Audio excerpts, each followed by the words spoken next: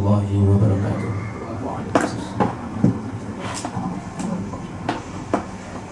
Al-Fatihah.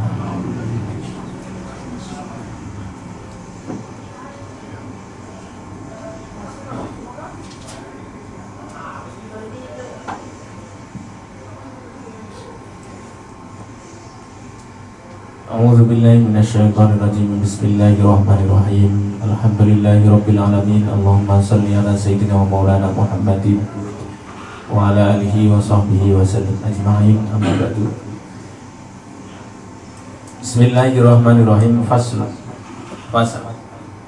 Ajma'al ulama. Ajma'a bersepakat al ulama, para ulama ala jawazid dzikri. Ala atas jawazi diperbolehkannya jawazid dzikri, jadi mudhofun ilaih. Jawazi diperbolehkannya adzikri, dzikir bil qalbi dengan hati, wal lisani dan lisan, lil muhdisi bagi orang yang berhadas. Nah, jadi ini bahas tentang zikir bagi orang yang berhadas. Lil muhdisi, baik itu hadas kecil maupun hadas besar, dua-duanya boleh untuk berzikir.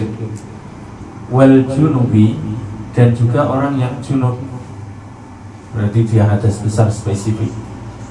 Wal haidhi, dan orang yang haid. Wan nufasai, dan orang-orang yang nifas. Jelas.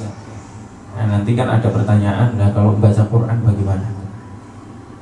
Wa dzalika, dan zikir yang diperbolehkan itu tadi, wazalika dan zikir yang diperbolehkan itu tadi, fit tasbihi, dalam mengucapkan tasbih subhanallah, wa tahlili dan tahlil, la ilaha illallah, wa tahmidi dan tahmid, pujian alhamdulillah, wa takbiri dan takbir, berarti Allahu Akbar, wa sholati dan doa sholawat ala rasulillahi, kepada Rasulullah SAW, wa du'ai dan doa-doa, wal khairi dzalika, dan selain hal itu semua, berarti doa-doa yang termaktub dalam hadis ke bawah. Nah, nanti kalau doa-doa dalam urusan Al-Quran beda lagi, pembahasannya beda lagi. Walakin qiraatul Qur'ani, walakin tetapi qiraatul Qur'ani, membaca Al-Quran itu, walakin qiraatul Qur'ani haramun, walakin qiraatul Qur'ani, tetapi membaca Al-Quran itu haram alal junubi, bagi orang yang junub.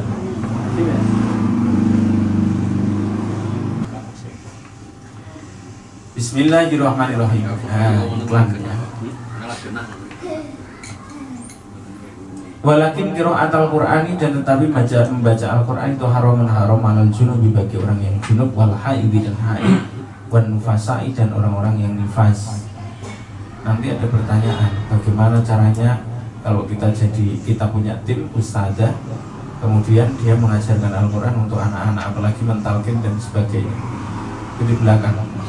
Tapi hukum asalnya disepakati bahwa membaca Al-Quran, membacanya saja, baik itu seumpama Al-Qurannya mushafnya dicetak, ditempelkan di tembok, itu membacanya saja itu jelas haram bagi orang yang junub. Kalau junub kan laki-laki perempuan jelas.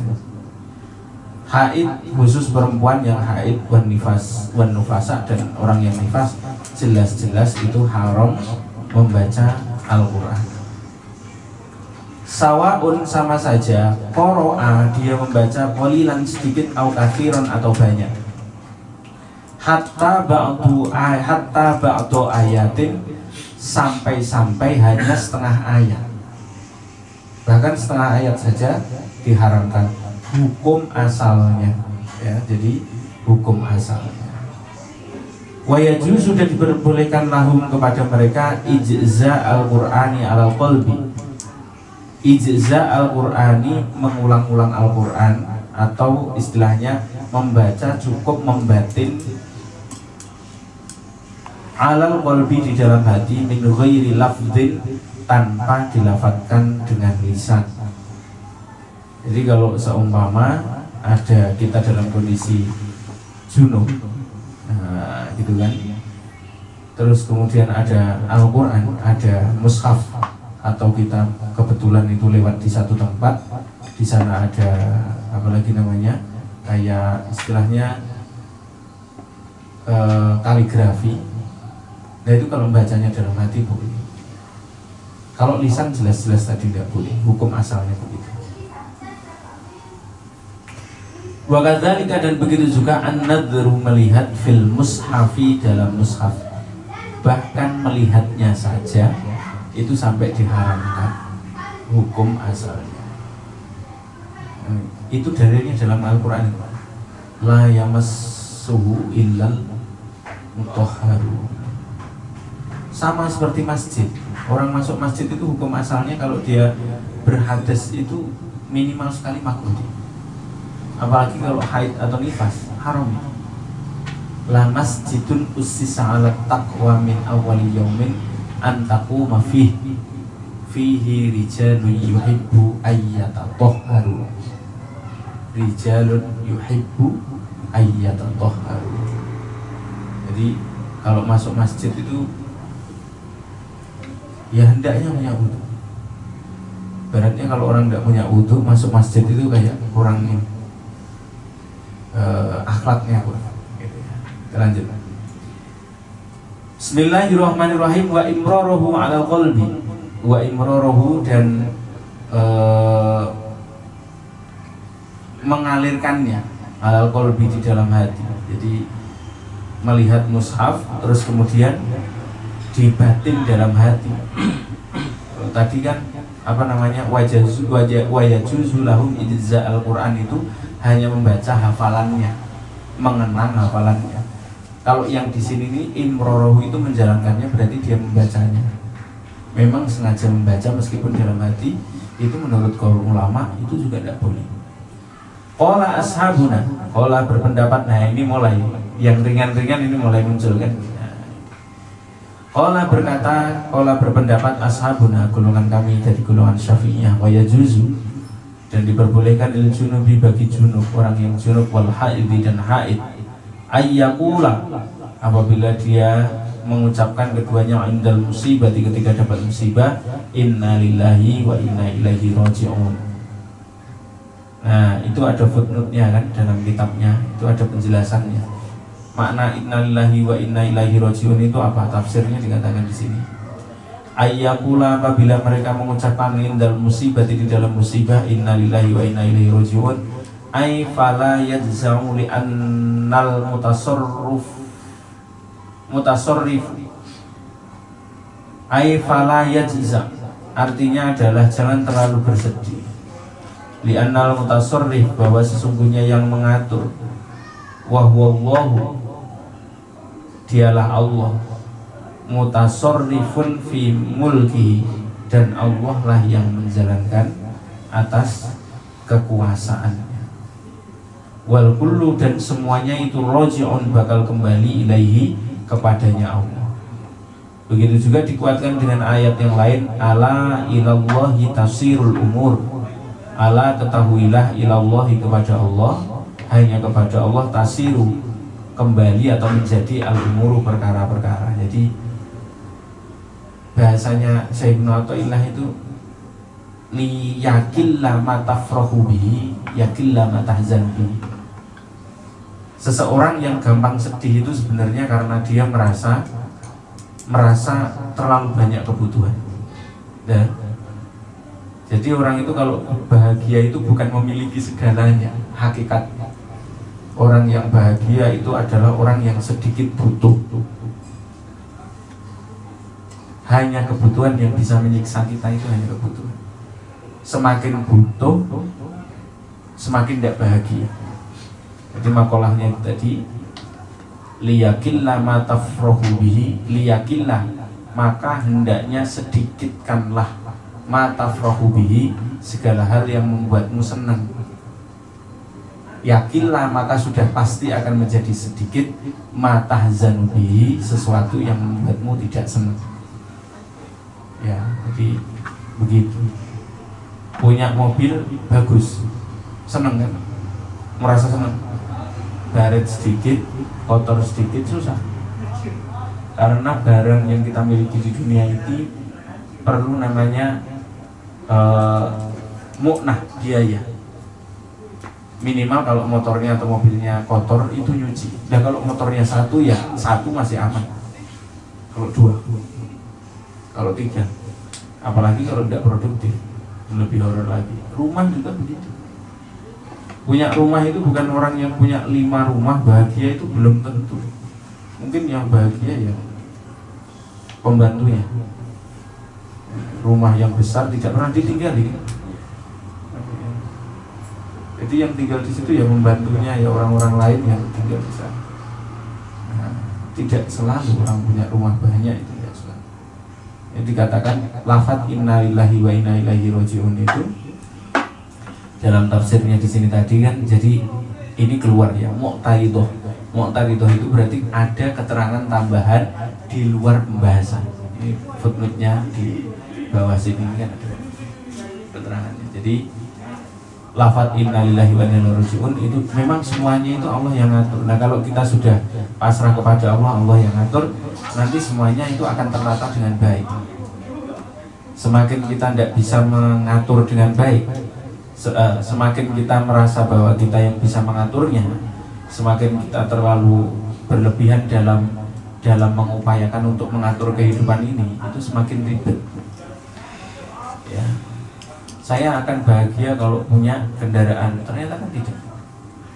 Ingat-ingat ketika kita masih kecil ini, kayaknya kalau sekolah itu enak ya, ketika kita belum sekolah. Giliran sekolah, wah, kayaknya kalau ketika kita SD, wah ini kalau sudah SMP enak ya. Begitu seterusnya sampai kuliah. Saat sudah selesai, enaknya kalau punya pekerjaan ya, kalau bisa bekerja. Setelah bekerja juga enggak ketemu itu. Enaknya ya kalau sudah berkeluarga, kan dilihat wajah-wajahnya tersiksa kan.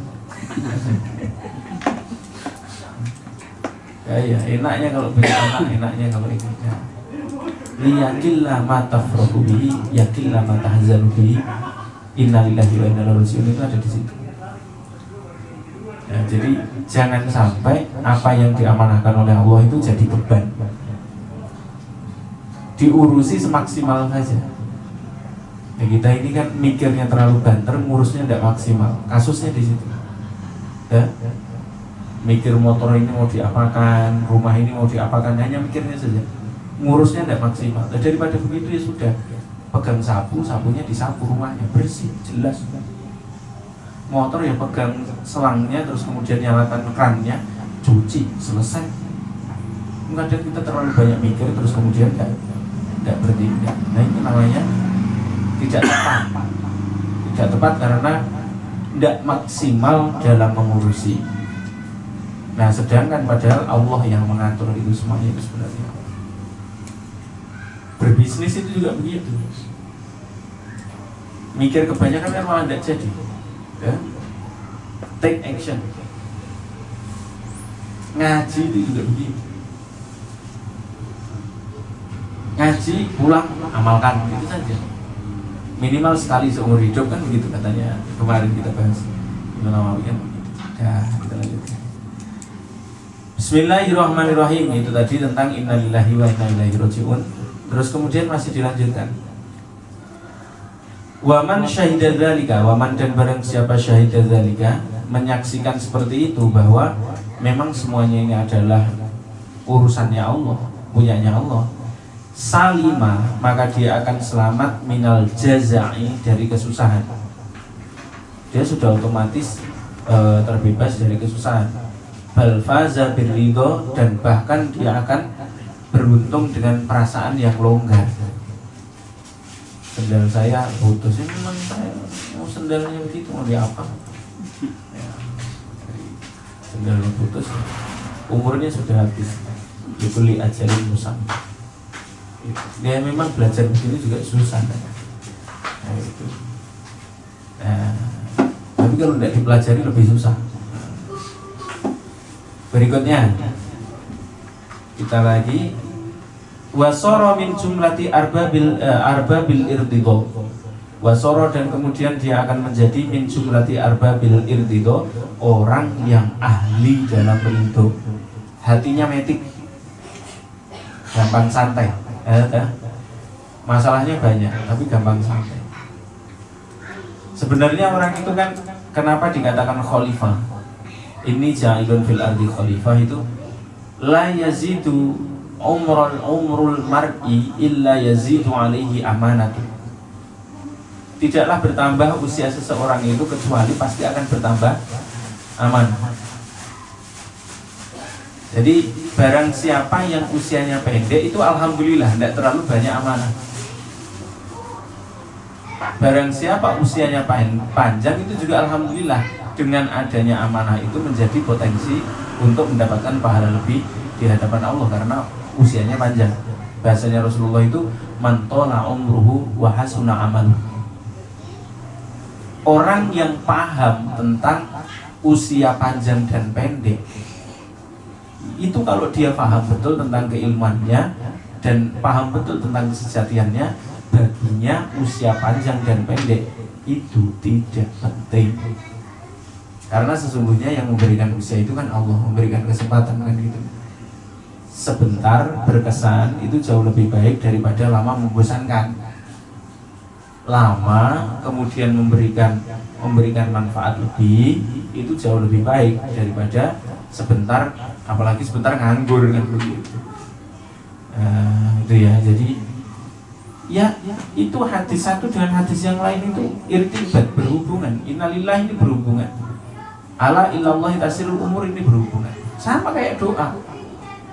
Allahumma ja'alil hayata ziyadatan lana fi kulli khair.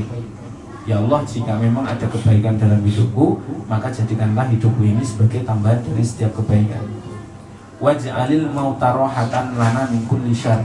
Jika memang tidak ada jatah kebaikan bagiku untuk saya lakukan di muka bumi ini, ya jadikanlah kematian ini sebagai peristirahatan saya dari perbuatan buruk. Nah, makanya kalau ada ulama usianya panjang, ya alhamdulillah. Seperti Mbah Sam, guru saya, Mbah Mun, usianya kan panjang-panjang, alhamdulillah. Mentol amruhu wa hasuna amaluhu. Tapi ada yang usianya pendek-pendek. Imam Nawawi, Imam Syafi'i, Habib Munzir, usianya hanya 40-an beliau. Tapi kan kalau dihitung-hitung, beliau usianya segitu, tapi amalnya itu sudah panjang sekali. Yang dilakukan di dunia itu sudah panjang sekali, sudah banyak sekali. Ya. Ketika kita mengucap innalillahi wa inna ilaihi raji'un itu, kalau mayitnya muda, kita juga tidak terlalu terkesan sungguh-sungguh karena memang bimasyiatillah kita langsung bisa menghirup esensi dari musibah tersebut. Kalau yang wafat itu adalah orang yang sudah tua, kita juga langsung bisa menghirup esensi, ya seperti itu.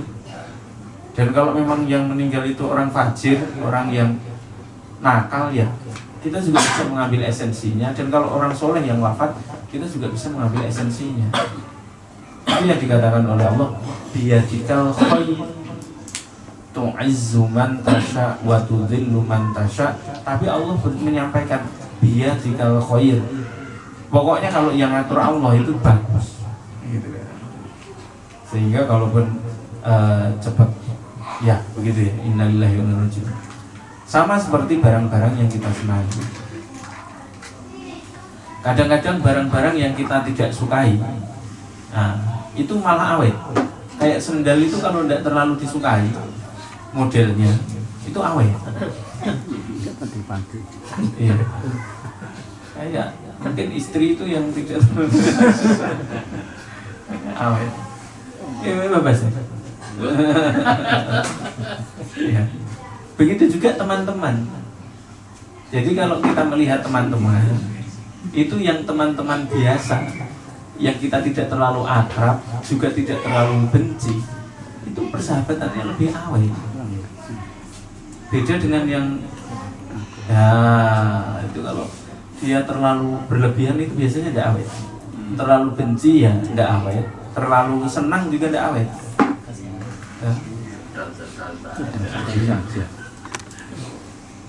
Nyetel sedang itu susah. Kayak orang nyetel kenyangan susah. Kalau tidak kelaparan itu kekenyangan.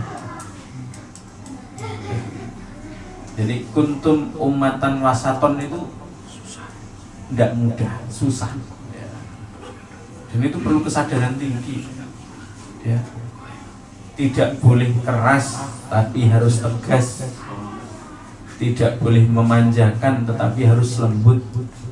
Padahal istilahnya, kalau dikatakan keras dengan tegas itu kan mirip-mirip.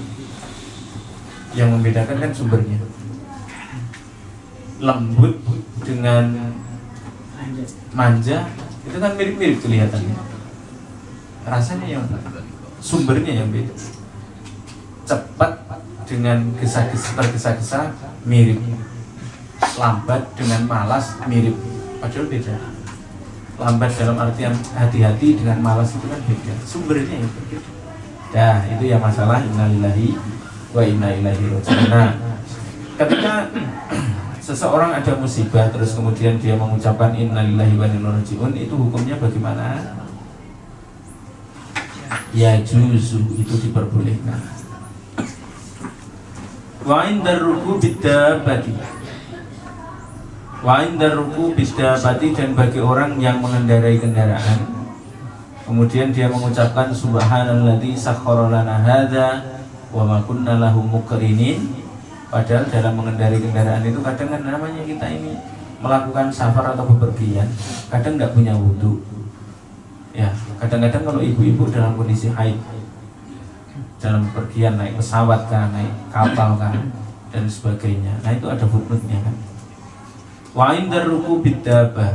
Nah, wa indar ruku biddabah, dan ketika seseorang itu naik kendaraan, ainda ikhdadi ainda akhli fir rukub, ketika dia naik kendaraan, wayam bagi idza fatahu dzikru awalahu, bahkan dia diperbolehkan, itu boleh, bahkan dianjurkan.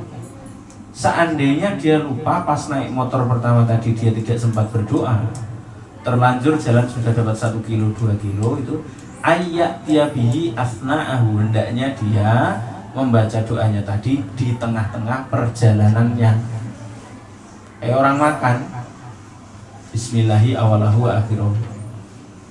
Ya kan tadinya kan kalau makanan tidak tidak dibacakan basmalah, itu kan dibarengi setan makannya.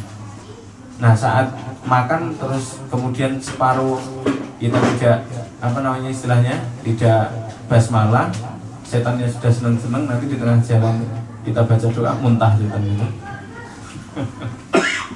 Jadi orang nakal-nakal kan diantaranya begitu cara ini. Bismillahirrahmanirrahim.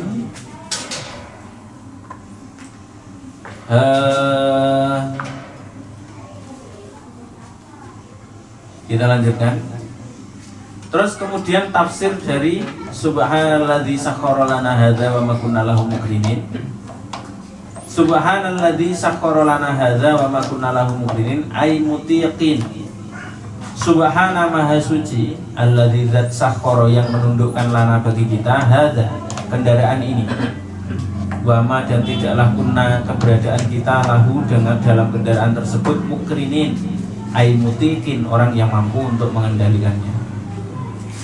Nah, coba kalau kita lihat di sini. Dalam ayat ini dikatakan bahwa maha suci Allah yang menundukkan kendaraan ini. Setiap kendaraan itu seandainya Allah tidak menundukkan, itu bahaya semua. Kendaraan pertama kuda. Coba kalau kuda itu tidak disundukkan oleh Allah, nggak bisa itu. Apalagi kuda-kuda besi sekarang, motor, kecepatannya luar biasa. Kalau Allah hanya mengendaki remnya tidak jalan atau apa, sudah masya Allah, sudah istilahnya benar-benar kondisi yang tidak kita mampu. Nah apalagi dengan pesawat dan sebagainya. Nah terus kebanyakan Ustaz, selama kita naik motor terus tenang-tenang saja, atau naik pesawat tenang-tenang saja, itu kan selama ini baik-baik saja. Boleh dibilang kan persentase kecelakaan itu kan hanya 0, sekian persen. Gagal produk itu motor gagal produk, mobil gagal produk, kecelakaan pesawat. Saya ngaji di Ditlantas. Jadi kalau ngitung persentase itu, kenapa takaful? Takaful itu asuransi, jasara harja. Itu untungnya banyak, kenapa? Karena persentase kecelakaan itu kecil sekali. Itu sunnatullahnya begitu. Bayangkan, kan bayar jasara harja itu nggak banyak, Pak. Satu kali pajak, kalau motor-motornya kecil begini kan hanya 32.000, paling mahal kan paling 60.000, 80.000 satu tahun. Padahal kalau kita naudzubillah kan, kalau kecelakaan kan di cover banyak. Nah, karena memang persentasenya kita ini kan sebentar-sebentar lihat berita, ya. Jadi sebentar-sebentar ada berita, sebentar-sebentar ada berita kecelakaan, sebentar-sebentar ada berita ini dan itu. Nah, itu kan yang tagline-nya. Lah yang selamat-selamat itu kenapa tidak diberitakan? Dari ribuan kendaraan yang lewat di Jalan Andi Pangeran Petahani, itu dalam seminggu itu kejadian jatuh itu hanya 2. Padahal dalam satu hari yang lewat ribuan kendaraan. Ya, jadi subhanalladzi sakhkhara. Maha suci Allah yang maha mengatur itu semua, itu memang maha suci Allah, bisa mengatur sedemikian rupa. Nah, orang kalau sadar ketika dia mengendarai kendaraan bahwa kendaraan ini dulu saya lahir juga tidak punya apa-apa, sekarang terus kemudian punya kendaraan, setelah punya kendaraannya nurut, itu tidak akan gampang tergiur dengan stripping baru. Motor tahun ini dengan tahun besok itu hanya ganti lampu, model lampu di belakangnya itu diganti, harganya sudah dinaikkan selisih 1-2 juta. Kadang-kadang kalau lihat bukan hanya lampunya, hanya diganti striping. Padahal striping itu kalau kita mau beli lagi yang baru, beli online saja di marketplace lebih murah. Tapi kalau stripping itu yang keluarkan dealer, jadinya harganya sudah bisa 1 juta, 2 juta. Kalau kita beli sama-sama orinya saja, beli strippingnya saja atau emblemnya saja. Kalau untuk motor-motor maxi itu kan biasanya pakai emblemnya. Itu harganya juga hanya segitu, 100, 200, 300, 400. Paling mahal kalau full body itu juga tidak sampai 1 juta. Bayangkan. Karena orang tidak sadar bahwa gengsinya dengan untuk mengendarai kendaraan yang terbaru, kuda terbaru, kendaraan terbaru yang paling mutakhir. Nah, itu yang menyiksa seseorang itu di situ. Kalau seandainya dia pegang betul-betul kendaraannya, itu dia pegang betul-betul kalau mau naik kendaraan. Subhanalladzi sakhkhara lana hadza wa ma kunna lahu muqrinin. Itu kalau dipakai cepat, itu cepat sekali itu kendaraan itu. Dia akan nurut sama kita. Di tahun 2008 itu ini hanya kisah sedikit. Baru-barunya Supra yang 125. Saya itu berangkat dari Ponorogo terus mengamalkan ini. Saya pegang itu motor Supra 125 itu masih baru. Saya pakai ke Jember yang estimasi perjalanan itu seandainya kita berangkat jam 6 pagi sampai di sana itu biasanya jam 12. Saya berangkat jam 8 pagi sampai di sana itu sekitar jam 11:30 sudah tiba di sana. Motor yang nurut sama Tuhan. Perasaan saya juga melewati kota demi kota itu ya enak. Saya lewat Madiun ke Nganjuk, ke Jombang, masuk Mojokerto, kemudian ke Pasuruan, kemudian ke Probolinggo, masuk Lumajang, kemudian ke Jember. Itu perasaan juga sama. Nah, tahun berikutnya saya ya nggak baca-baca begitu, ternyata ya 6 jam betul. Kekuatan baca-baca itu ternyata ya luar biasa. Rasanya sama, perjalanannya sama, hanya saahnya, jamnya itu yang berbeda. Nih, rahasia kalau naik kendaraan, subhanalladzi sakhkhara lana hadza wa ma kunna lahu muqrinin. Nah, jadi kalau ini dibaca bagi orang yang haid, nifas dan sebagainya boleh. Wa inda du'ai, dan ketika kita berdoa terus kemudian membaca Rabbana atina fid dunya hasanah wa fil akhirati hasanah wa qina adzabannar, itu juga boleh. Tafsir hadis, tafsir ayatnya ini kita baca. Rabbana atina fid dunya hasanah, itu kalau bahasa Indonesianya apa hasanah? Berilah kami kebahagiaan di dunia. Padahal artinya itu kalau kita melihat tafsirnya, fid dunya hasanah itu selama di dunia kalimah la ilaha illallah itu jangan sampai loncat dari dalam hati apapun yang terjadi. Itu makna aslinya gitu. Mau panas, mau hujan, mau pagi, mau petang, mau siang, mau malam, mau susah, mau senang, pokoknya iman jangan sampai copot di dalam hati selama saya hidup di dunia. Itu disebut dengan atina fid dunya hasanah. Seandainya copot, naudzubillah, mazana zanin illa ba'da zawalil iman min qalbi wa ma sarqa sariqun illa ba'da zawali iman ya zawali ba'da zawali iman min qalbi. Tidak ada orang berzina itu kecuali setelah imannya mencolok dulu, loncat dulu, baru dia bisa berzina. Dia itu hatinya ada iman yang tidak bisa dia berzina. Tidak ada orang itu merampas, menyakiti, menzolimi, bermaksiat, melakukan apapun itu kalau ada iman itu. Kapan imannya loncat itu baru jadi. Makanya hakikat atina fid dunya hasanah itu imannya jangan sampai copot. Kalau fakir, orang fakir bisa sabar itu karena ada imannya. Tidak ada sabarnya, tidak bisa. Nah termasuk begini latihan. Kemarin kita ngaji 150 kan, nah, malam ini kita ngaji 600 orang gitu. Lebih banyak ya. Kalau kemarin kan 160 sekian orang. Malam ini kita ngaji 600 orang, lebih banyak malam ini kira-kira.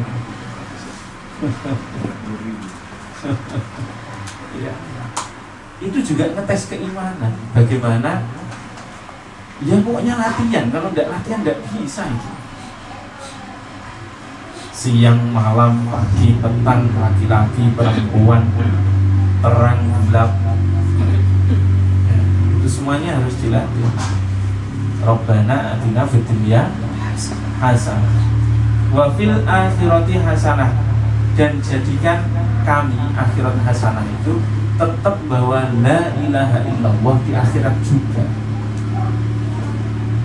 Kapan bahwa di akhirat itu tetap bahwa la ilaha illallah, selama apapun seseorang itu singgah di neraka, dia tetap berpotensi masuk surga. Tapi kalau loncat, itu di hadis arba'in itu kan ada. Wa ma min 'abdin ya'malu bi 'amali ahlil khairi fayasbiquhu kitabuhu fayamalu amala ahlin nar fayadkhulah. Ada orang itu seumur hidup amalnya amal baik, lillallah, setelah dirinya dan surganya itu sisa satu dirok saja, artinya sisa mati saja, maksiat di akhir hayatnya, pas mati ya, akhirnya sudah singgah dulu. Makanya doa ini penting ya. Rasulullah itu kan kalau kamu tidak hafal doa-doa ketika berada di tanah suci, ini saja yang dibaca. Wah, apapun yang terjadi Allah, pokoknya saya tidak mau pisah denganmu gitu sebenarnya. Mau di dunia mau di akhirat, pokoknya saya ikut denganmu ya. Fid dunya hasanah, karena hakikatul hasanah itu adalah bisubutil iman. Orang kaya tidak ada imannya, susah, tidak bisa tidur, takut nanti. Ya kan kadang ingat kan, saya itu pernah, dalam artian duit saya juga belum terlalu banyak. Dulu itu mau sholat, mau apa gitu, nyaman gitu. Giliran bisa beli helm yang harga 300 ribuan, nggak nyaman itu kalau hanya dicantolkan di spion motor. Giliran sholat ingat, helmku masih baru. Perasaan dulu nggak punya helm baik-baik saja. Susah. Itu baru helm harga 300 ribuan. Susah. Jadi katakan kan nyicipi kaya, tapi tidak berasa itu di situ. Jadi subutul iman itu semakin turun di situ. Dulu itu tidak ada BPJS, tidak bingung. Ya kalau sakit minum air kelapa, gitu. Nah, setelah istri jadi PNS kita dapat askes. Dikit-dikit kemana? Ke dokter. Apa ini? Ya seperti itu kan. Dikit-dikit dokter, ya Allah. Kita ini dikasih kartu askes bukan untuk susah. Harusnya lebih longgar, lebih happy. Kenapa malah lebih susah? Dulu anak pertama ya lahirnya di rumah sakit si kembar. Anak kedua di rumah sakit. Jadi berarti anak ketiga itu lahir di bidan yang baik-baik saja, malah hidup. Yang pertama kembar di rumah sakit elit, yang kedua ya di rumah sakit elit malah tidak hidup. Ya. Terus kemudian adiknya itu Sofi yang bagi makanan ini tadi itu malah di bidan. Ini masih mending ada kakek neneknya. Ya itu malah hanya saya dengan istri hidup. Aneh ya, dan memang dunia itu subutil iman. Kadang-kadang itu kita itu cukup dengan Allah. Giliran sendiri cukup, giliran rame-rame tidak cukup, itu masalah iman sebenarnya.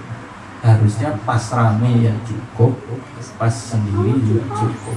Itu namanya Rabbana atina fid dunya hasanah wa fil akhirati hasanah. Terus wa qina adzabannar.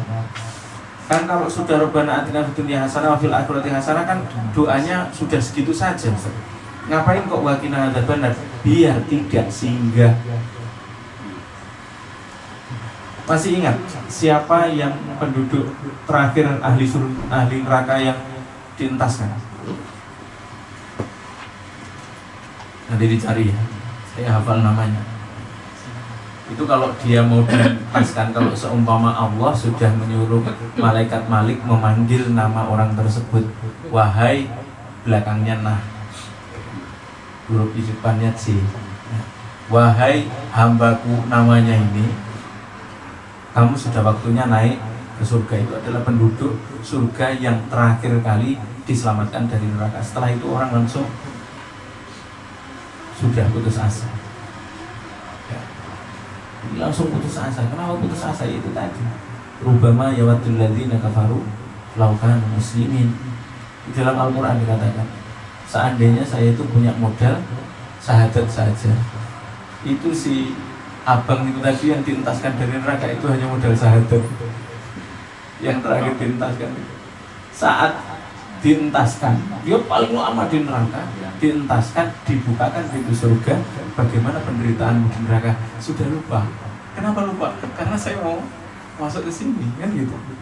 Sama kayak kita dulu mencari bisnis, melamar pekerjaan, kesana kemari ditolak dan sebagainya.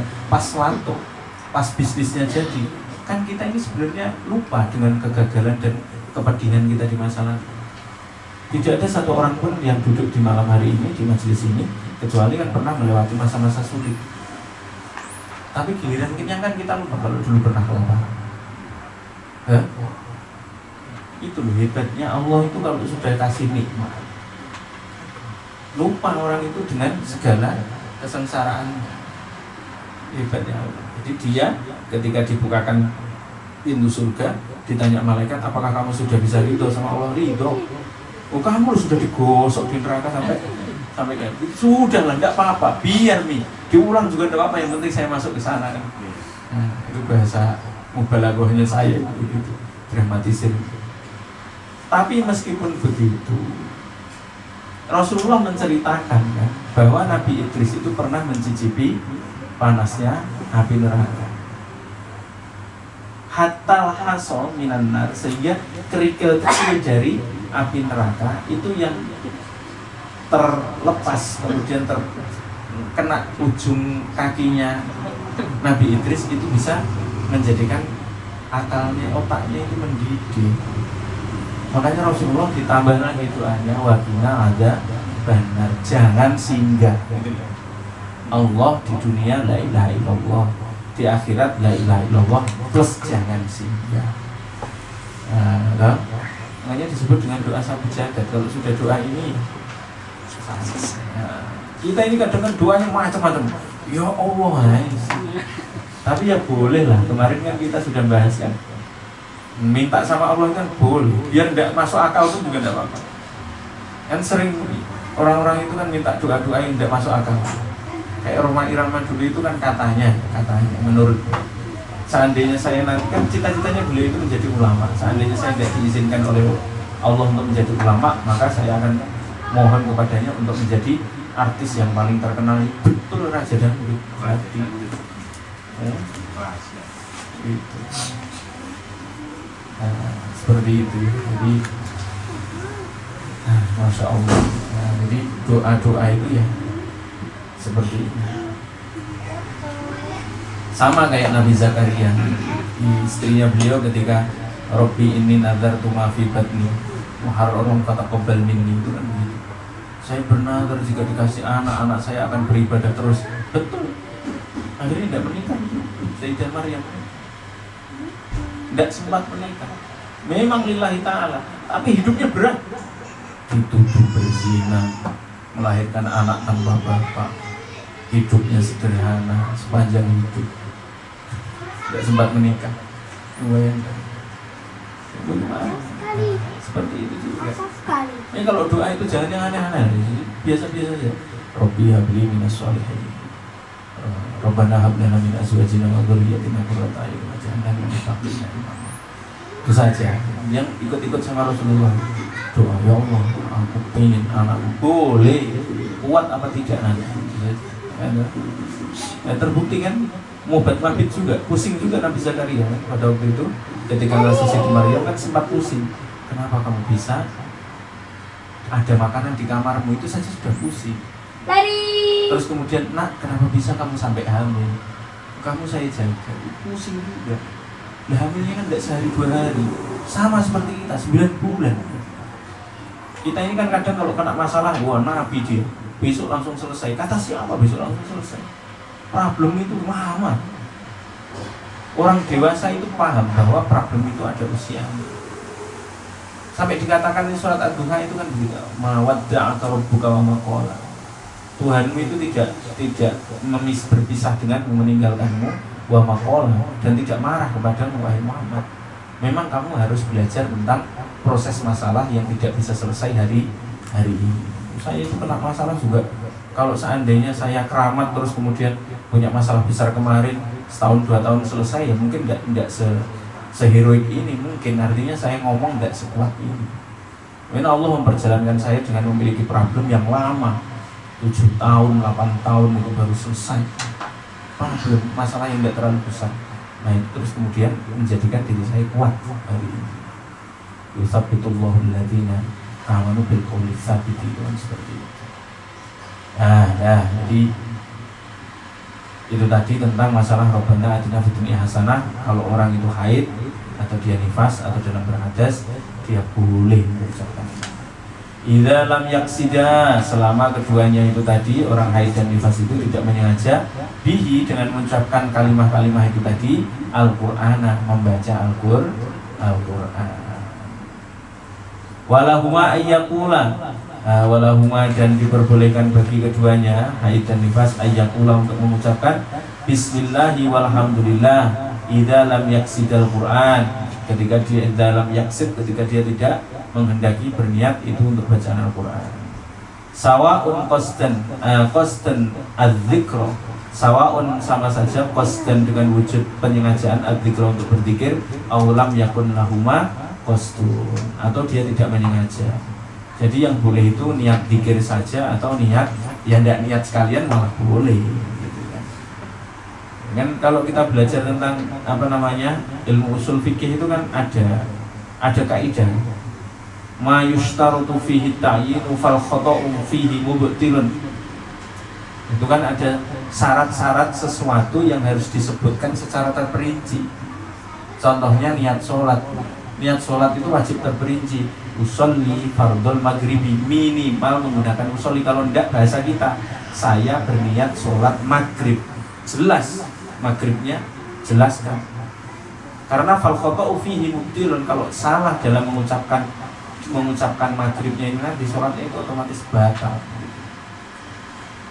Tapi ada juga, jadi ma yushtaratu fihi ta'yinu fal khata'u fihi ghairu mubtil, tidak membatalkan. Ada ma la yushtaratu fihi ta'yinu fal khata'u fihi mubtilun, ada sesuatu yang tidak disyaratkan tapi kalau diucapkan itu malah jadi salah, itu bisa saja. Tidak disyaratkan berimam seumpama imamnya namanya Ahmad, usolli fardhol maghribi makmuman lil Ahmad, itu kan tidak disyaratkan. Tapi dia terus kemudian sok-sokan usolli fardhol maghribi makmuman li Ahmad, padahal imamnya namanya seumpama Hamid. Nah sudah, fal khata'u fihi mubtilun, kesalahan dalam mengucapkan hal-hal seperti ini juga membatalkan. Tapi ada yang kondisi-kondisi yang lain, sesuatu yang tidak disyaratkan untuk meniatkan, bahkan tanpa niat pun itu akan diterima. Salah satunya adalah zikir. Zikir itu kadang-kadang tidak perlu diniatkan. Ya pokoknya sambil jalan, astagfirullahaladzim, ya itu saja lah. Sambil jalan, subhanallah, alhamdulillah, itu kan nawaitu dzikron taqarruban ilallah. Lah itu beda. Ketika tajdidun niyah, ketika tajdidul iman, memperbarui iman dengan kalimah la ilaha illallah, itu biasanya kalau zikir setelah subhanallah, alhamdulillah, wa la ilaha illallah akbar, itu kan kemudian kita nawaina dzikron taqarruban ilallahi wa fidaan minan nar wa dukhulul jannah afdalul dzikri fa'lam annahu la ilaha illallah. Nah itu memang ditalkin sama Rasulullah. Ya, itu berarti ada zikir-zikir yang memang ditahsis, dikhususkan dan dengan diniatkan. Nah ini berbicara agak dewasa kita kan, bahas hadis, bahas keilmuan yang biasanya kalau ngaji syariat, ini tetap ngaji syariat, ini tetap ngaji fikih, hanya lebih dalam lagi, lebih bahas lebih detail lagi. Nah seperti itu ya. Dan terakhir ini kita cukupkan wala ya'tsumani, dan keduanya itu tidak dianggap berdosa illa idza qasdan lil Qur'an, illa kecuali idza qasdan, ketika tujuannya itu Al-Qur'an. Wa yajuzu lahum, dan diperbolehkan keduanya qiraatun manusikhat tilawatuhu, lahuma bagi keduanya orang haid dan nifas, qiraatun membaca manusikhat, ayat-ayat yang telah dihapuskan, tilawatuhu dari bacaannya, kasyaikhu wa syaikhatu idza zanaya farjumuhuma. Itu seperti ayat-ayat yang sudah dimansuh, secara hukumnya itu tidak tidak diharamkan. Dan teman-teman yang dirahmati oleh Allah, jadi begitulah tadi ya. Coba seperti ini ya, begitu ribetnya dalam membaca, bacanya saja ribet, apalagi yang memikirkannya, apalagi yang meneliti tentang hukum. Maka hendaknya kita ini lebih senang kepada ulama daripada senang kepada figur-figur yang lain. Kita kadang-kadang di depan pejabat itu untuk-untuknya ya Allah, di depan orang kaya itu hormatnya kayak apa, giliran di depannya ulama ya Allah, kitabnya yang harganya hanya 50 ribuan. Kalau kita makan di KFC atau di McD, saya itu kalau sekeluarga tidak kurang dari 300 ribu sekali makan, hilang. Giliran beli kitab harganya 50 ribu, beli buku itu harganya 100 ribu, berat sekali. Tidak apa-apa, artinya kan ya memang itulah kehidupan, bahwa memang jalan akhirat itu terjal sekali, sampai diancam kan. Masih ingat pas ngaji simaan kemarin, seseorang itu yang merendahkan diri di depan orang kaya karena kekayaannya, hilang itu 2/3 imannya, itu copot. Bayangkan, diancam di dalam kitab Tauratnya Nabi Musa. Ya, jadi seperti itu. Semakin hari, semakin waktu kita semakin membangun kedewasaan, sehingga di sisa umur yang kita miliki ini menjadi keberkahan, kebahagiaan yang benar-benar bahagia dan manfaat untuk sesama. Al-Fatihah.